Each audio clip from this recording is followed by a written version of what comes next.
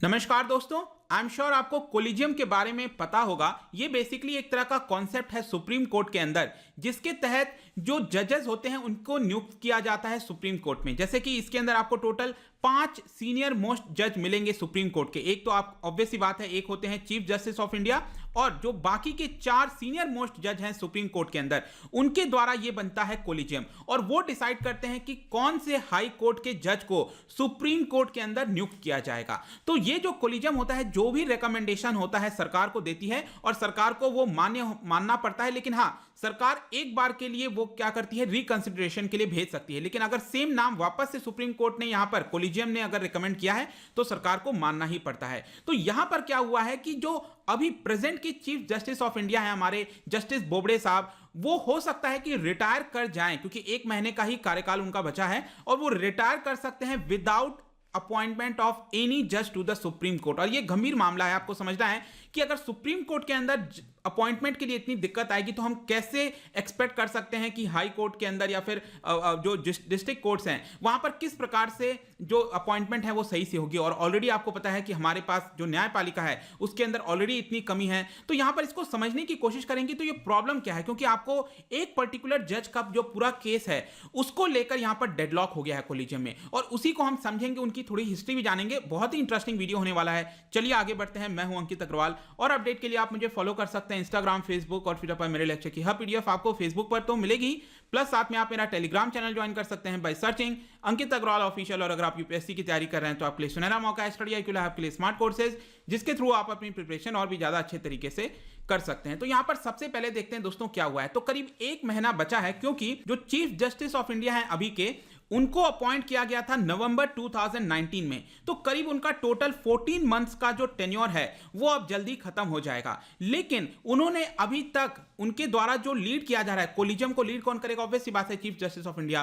तो उनका जो कोलिजियम है, उन्होंने अभी तक कोई भी रिकमेंडेशन नहीं दिया है फॉर द अपॉइंटमेंट ऑफ जज टू द सुप्रीम कोर्ट। और ये जो स्टेलमेट है, ये बताया जा रहा है कि यहां पर ऑलरेडी करीब 6 ऐसे सुप्रीम कोर्ट के जज हैं जिनको अपॉइंटमेंट, जो वैकेंसी है वो हो जाएगी। क्योंकि अभी अगर आप देखो, जो टोटल स्ट्रेंथ आपको पता है सुप्रीम कोर्ट के अंदर कितना हो गया है, 34 है। मतलब मैक्सिमम 34 जज अपॉइंट किए जा सकते हैं। मैं चीफ जस्टिस ऑफ इंडिया को मिलाकर कह रहा हूं, 34 सुप्रीम कोर्ट के जज हो सकते हैं। तो अभी अगर आप देखोगे तो 4 वैकेंसीज ऑलरेडी हैं, 30 यहां पर वैकेंसी, मतलब 30 ही फिल हैं।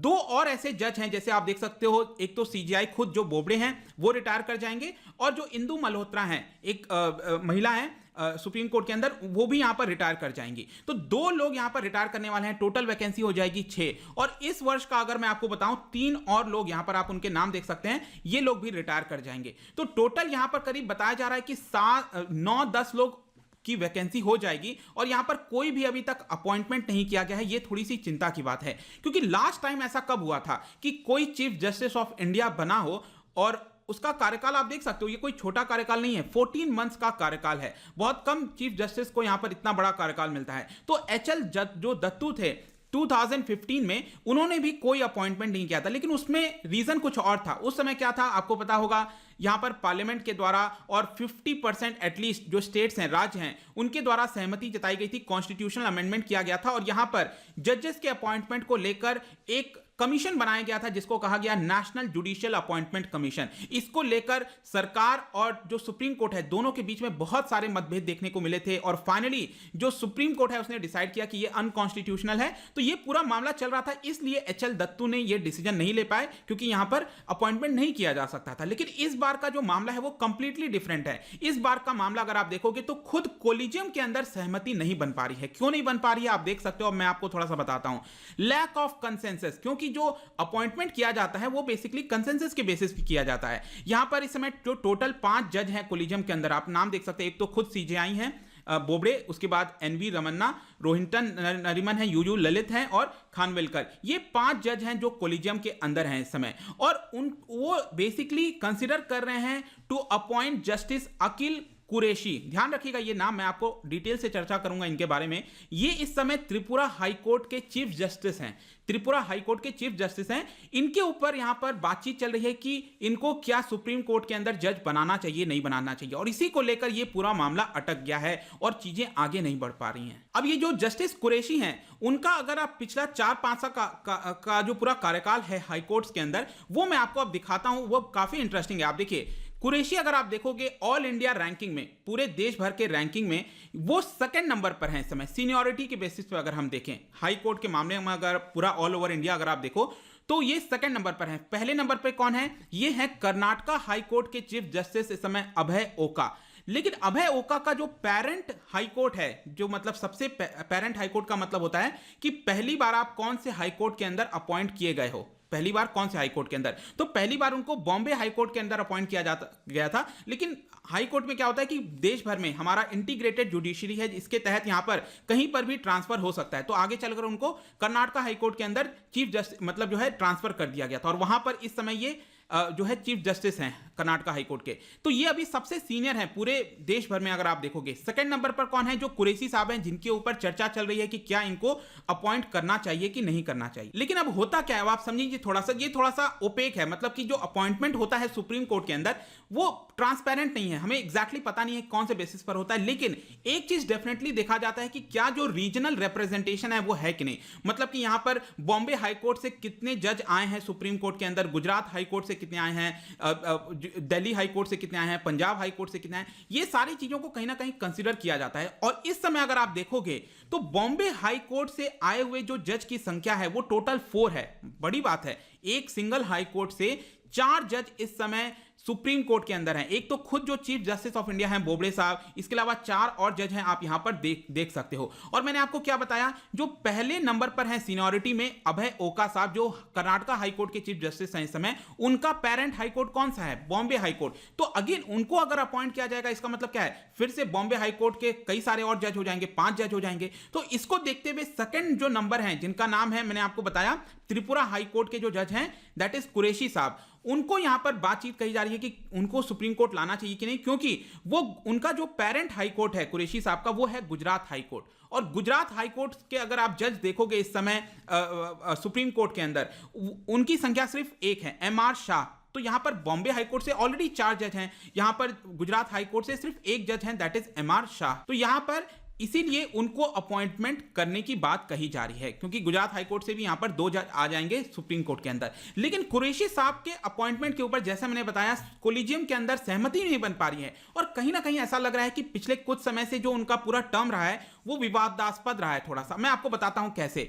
अब आप देख सकते हो कि जो कुरैशी साहब हैं, उनका पेरेंट हाई कोर्ट कौन सा है? मैंने आपको बताया गुजरात हाई कोर्ट। तो पहले इसका मतलब वो गुजरात हाई कोर्ट के अंदर थे। तो क्या हुआ था, आप देख सकते हो, 2019 में सुप्रीम कोर्ट ने रेकमेंड किया था कि अब देखना, सुप्रीम कोर्ट के पास ही पावर होती है, जो कोलिजियम है उसमें क्या होता है, 3 जज होते हैं। यहां पर तो क्या है, सुप्रीम कोर्ट के अंदर अपॉइंटमेंट करना है तो 5 जज डिसाइड करेंगे सीनियर मोस्ट, यहां पर टॉप 3 जज डिसाइड करते हैं। अगर हाई कोर्ट के अंदर अपॉइंटमेंट करना है और उसमें ट्रांसफर करना है, तो ये सारी चीजें अगेन कोलिजियम के द्वारा देखी जाती है, सुप्रीम कोर्ट के द्वारा देखी जाती है।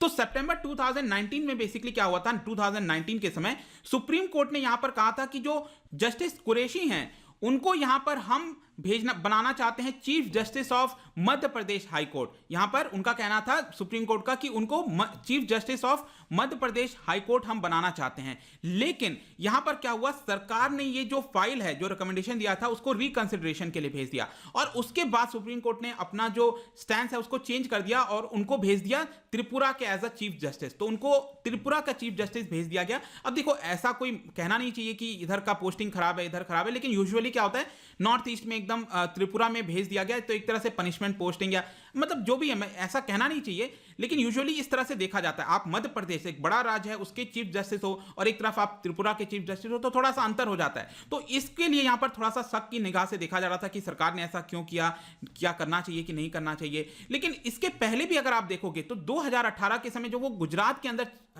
जो है आपके जज थे, तो गुजरात के अंदर क्या हुआ था कि वो सेकंड सीनियर मोस्ट जज थे, और जो चीफ जस्टिस थे वो रिटायर कर गए, तो वैकेंसी आ गई वहां पर। तो ऑब्वियस सी बात है, जो नेक्स्ट पर्सन है वो एक्टिंग चीफ जस्टिस बन जाएंगे गुजरात हाई कोर्ट के। लेकिन सरकार ने क्या किया कि जो थर्ड सीनियर मोस्ट थे, दैट इज जस्टिस AS दावे, उनको यहां पर चीफ जस्टिस बना दिया, और जो सेकंड सीनियर मोस्ट थे दैट इज कुरैशी साहब, उनको क्या कर दिया, उनको मुंबई जो बॉम्बे हाई कोर्ट यहां पर भेज दिया, और बॉम्बे हाई कोर्ट के अंदर वो बन गए 5th मोस्ट सीनियर जज, क्योंकि जुडिशरी के अंदर सीनियरिटी ही सबसे बड़ी प्रायोरिटी होती है, क्योंकि अब वो 5th सीनियर मोस्ट बन गए, मतलब कि उनका चीफ जस्टिस बनने का जो एक तरह से वो था वो टूट गया, क्योंकि गुजरात हाई कोर्ट के अंदर क्या था, वो ऑटोमेटिकली बन जाते हैं यहां पर चीफ जस्टिस, लेकिन वो नहीं बन पाए क्योंकि सरकार ने उनको उधर ट्रांसफर कर दिया। अब जो भी रहा होगा कारण, यहां पर ऑब्वियसली बात है सुप्रीम कोर्ट ही डिसाइड करती है और सरकार उसको मानती है, लेकिन ये पूरा विवादास्पद रहा है जो कुरैशी साहब का मामला है, और इसी को देखते हुए आप कह सकते हो कि जो कोलिजियम के अंदर इस समय सहमति नहीं बन पा रही है,